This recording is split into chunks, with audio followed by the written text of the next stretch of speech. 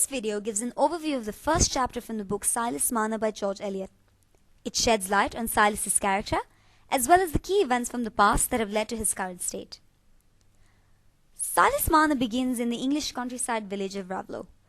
It is a typical little village, complete with its vast fields, hearty village folk, and their general wariness of outsiders.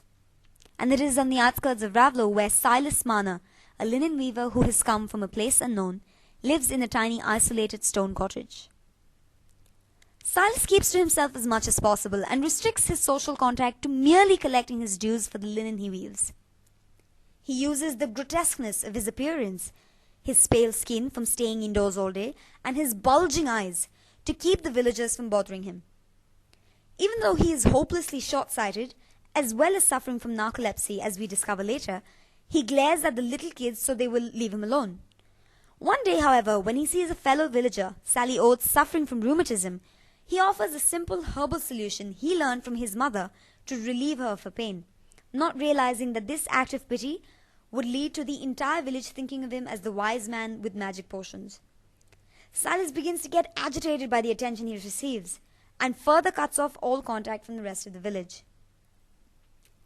It is revealed later that the reason Silas is in Raveloe is because of the betrayal he suffered at the hands of his best friend, William Dane, which finally led to him losing all faith in God. Silas once belonged to an extremely conservative sect of the church when he lived in Lantern Yard, a northern town.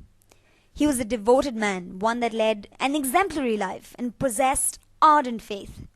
So when he was wrongly framed by his best friend as a thief, he naively believed that his innocence would be proven by God and that justice would be done.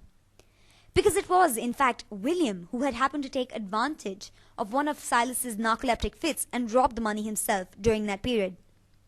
However, things did not quite work out the way Silas had expected, and in his disappointment and rage, he openly condemns the very God that he blindly believed in.